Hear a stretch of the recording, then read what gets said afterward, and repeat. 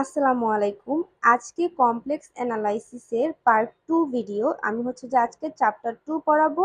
এটা চ্যাপ্টার 2 এর part 2 video. আজকের ভিডিওতে আমি এই থিওরামটার প্রমাণটা বুঝাই দিব। চলো তাহলে শুরু করা যাক। প্রথমে এটার প্রশ্নটা একটু দেখো। Polar form of CR equation. প্রশ্নটা polar form of CR equation. এখানে কিন্তু আমাকে স্টেটমেন্টটা এই লাইনগুলো মাঝে সময় প্রশ্নে নাও দেওয়া থাকতে পারে, শুধু এই লাইনটা দিয়ে দিতে পারে, যার জন্য আমাকে এটাও কিন্তু মনে রাখতে হবে।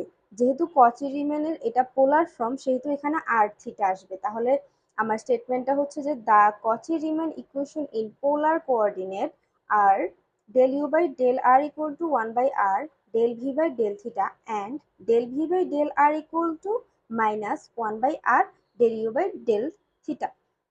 এইটুকু আশা করি তোমাদেরকে আর বুঝাতে হবে না। এটা প্রশ্নে দেয়া থাকতেও পারে, আবার নাও থাকতে পারে, তবে এটা কচি রিমেনের পোলার ফর্ম, এটা আমাদেরকে মনে রাখতে হবে। এখন আমরা প্রমাণটা দেখব। এখানে প্রমাণের মধ্যে কি বলা আছে দেখো। প্রথম চিত্রটা আমাদেরকে এঁকে নিতে হবে। আমরা কিন্তু অনেকেই এই চিত্রটা জানি।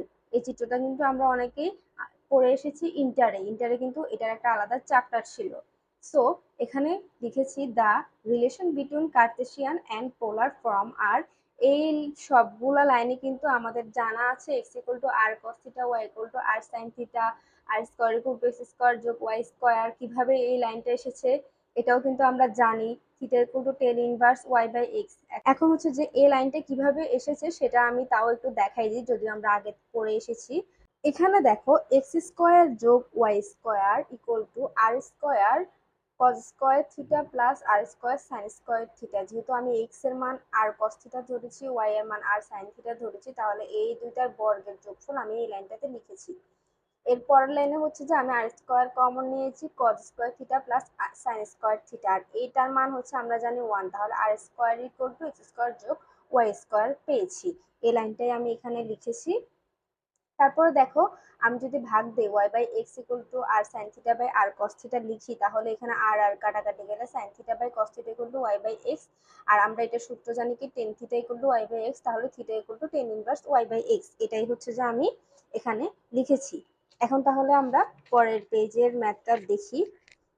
আশা করি এতটুকু তোমরা বুঝতে পেরেছো। এখন আমি আংশিক অন্তরজ করব। তবে এর আগে একটা জিনিস মনে রাখবা, যখন কিনা আমরা আংশিক অন্তরজ করব তখন ডেল ব্যবহৃত হবে, মানে ডেল বাই ডেল এক্স হবে। আর যখন আমরা পূর্ণ অন্তরীকরণ করব তখন ডি বাই ডিএক্স হবে।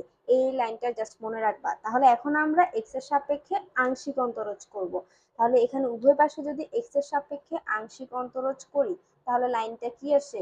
আর square equal to x square যোগ y square equal to del del x r square del del y del del x square যোগ ওয়াই স্কয়ার। মানে কি উভয় পাশে আমি আংশিক অন্তরজ করতেছি কার সাপেক্ষে?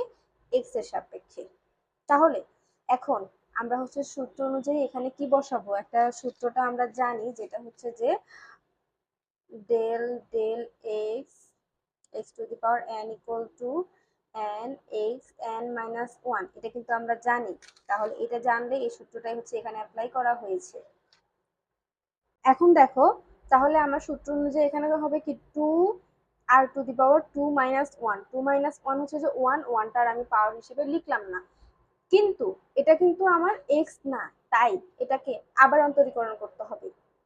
তাহলে কি লিখবো? Del r by del x. আর এদিকে যদি ওয়াই এর সাপেক্ষে যেহেতু আমি করতেছি না, তাই ওয়াই এর জায়গায় 0 হবে। আর এক্স এর সাপেক্ষে করতেছি, তাহলে 2x হবে। আশা করি এই লাইনটা তোমরা বুঝতে পেরেছো। এরপর আমি এই যে 2 আর 2 উভয় পাশ থেকে কাটাকাটি যাবে, আর এটাকে এই পাশে নিয়ে আসছি। এরপরের লাইনে আমি এক্স এর মানটা বসাচ্ছি। আমরা কি জানি x equal to r cos theta, r নিচে আর থাকবে, এই দুইটা কাটাকাটি গেলে শুধু কস থিটা থাকবে। সিমিলারলি আমি del r by del y এর মানটাও বের করব। Del r by del y equal to, যেহেতু del r by del x equal to cos theta এসেছে, তাহলে del r by del y equal to sine theta আসবে। একদম সিমিলারলি এটা হবে। এরপরে যে আমি কি করব, এরপর থিটার যে সূত্রটা রয়েছে সেটা অ্যাপ্লাই করব। তাহলে আমরা জানি কি theta equal to tan inverse y by x. উভয় পাশে আমি এক্স এর সাপেক্ষে অন্তরজ করব। তাহলে কি করব? ডেল ডেল এক্স থিটা হবে, del del x tan inverse y by x হবে। এখন দেখো del theta by del x এখানে বসলো, আর এই পাশে হচ্ছে যে আমার সূত্র অ্যাপ্লাই হবে, এই সূত্রটা দেখো, এটা হচ্ছে ডি অথবা ডেল যেটাই হোক সূত্রটা সেম থাকবে। তাহলে D D x, ten x এর সূত্র আমরা জানি কি 1/1 + x²। তাহলে এখানে যেহেতু এক্স হচ্ছে যে ওয়াই বাই এক্স, তাহলে 1/1 + x² আমি দিলাম। তাহলে এটা যেহেতু এক্স না, তাই এটাকে আবার অন্তরীকরণ করলে কি হবে, আমার এখানে একটা সূত্র আমরা জানি, সেটা হচ্ছে যে আমরা যদি ডি ডি এক্স 1/x থাকে, এটার বদলে আমরা লিখতে পারি কি 1/x², মানে এটার সূত্র হচ্ছে এটা। এটা কিভাবে আসে দেখো, ডি ডি এক্স 1/x মানে কি x−1, ঠিক আছে, x−1 হলে এখানে আমরা কি প্রথমে n আসবে, তাহলে সরি এখানে মাইনাস হবে, তাহলে -1, n হচ্ছে কি আমার -1 বসালাম, তারপরে কি হবে এক্স n−1 হবে না, এই n হচ্ছে এখানে 1 -1, তাহলে 1 থেকে 1 1 আর 1 যোগ করলে কি হবে, কি হবে এখানে -x−2, তাহলে x−2 মানে কি -1/x²। তাহলে এই জায়গা থেকে হচ্ছে যে আমরা এখানে এই সূত্রটা বসাইলাম, ওয়াইটা থাকবে -1/x² বসবে, যেহেতু ওয়াই যেমন আছে তেমনই থাকবে, কারণ এটা আমরা এক্স এর সাপেক্ষে করতেছি।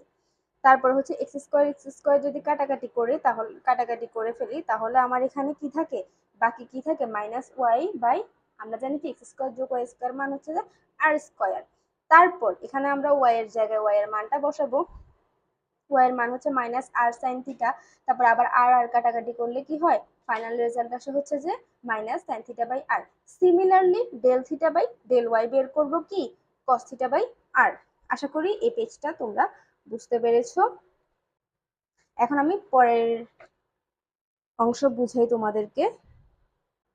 এখন দেখো আমরা এখন এখানে কি লিখতে পারি, u v are function of x y, মানে কি ইউভি হচ্ছে যে এক্স ওয়াই এর একটি ফাংশন, আর এক্স ওয়াই এর ফাংশন হচ্ছে আর থিটা।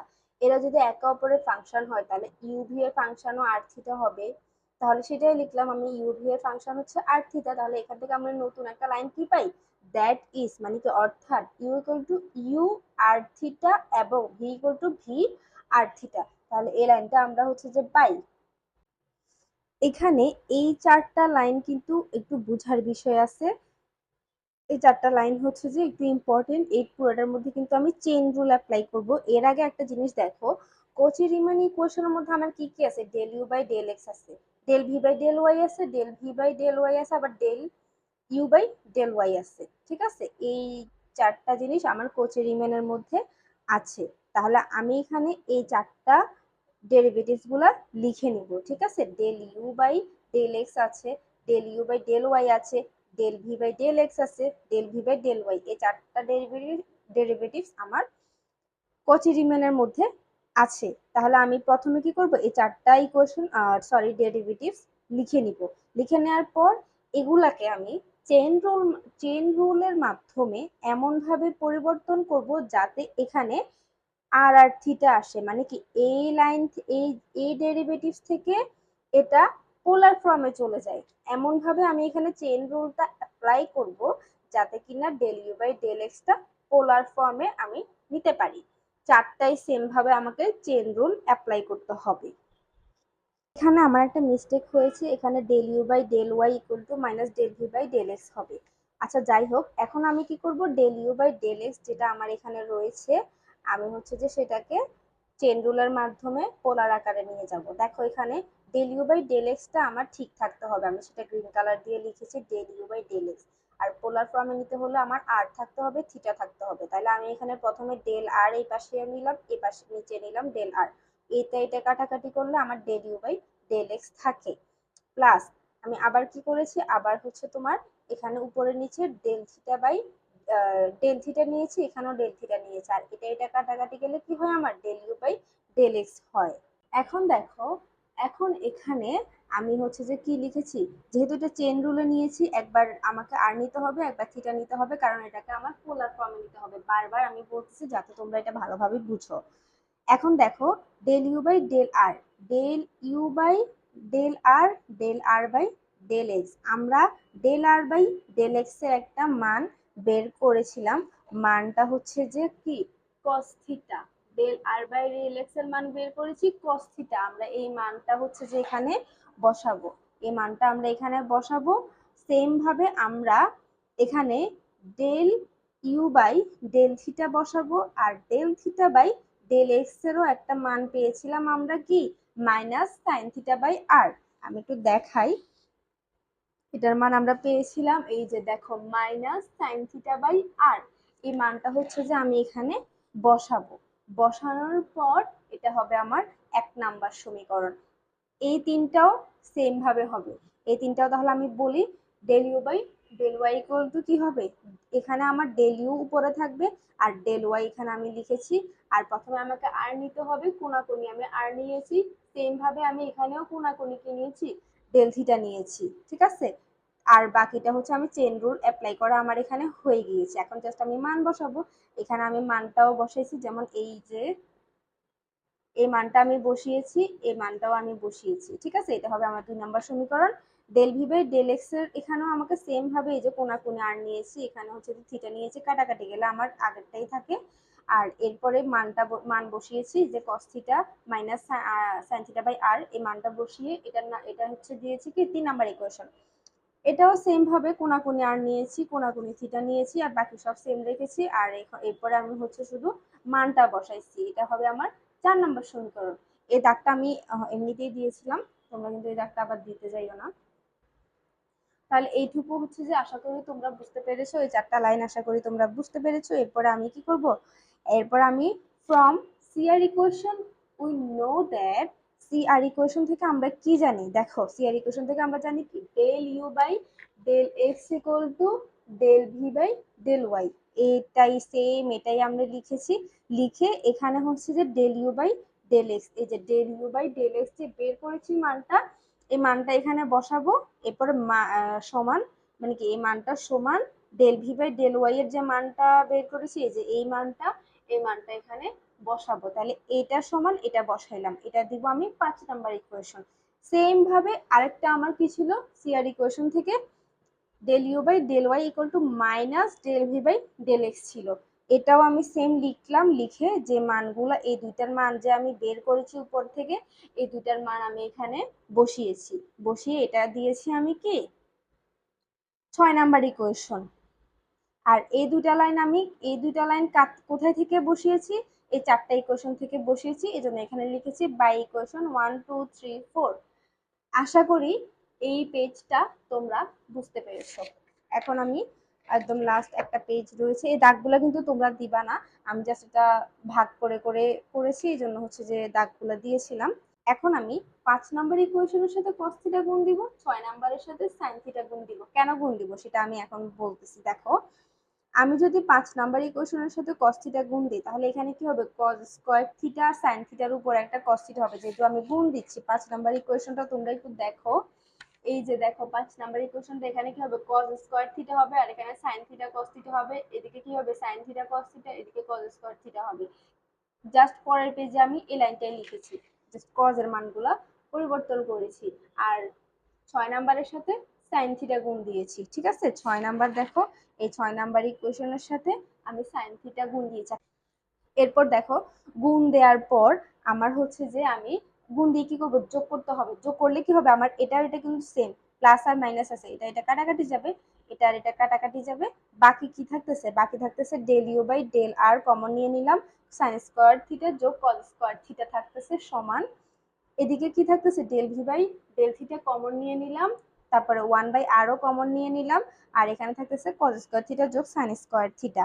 তাহলে আমরা জানি কি এটার মান হচ্ছে যে 1, এটার মান 1 হলে বাকি যা থাকে তা আমি দিয়েছি কত 7 নাম্বার ইকুয়েশন।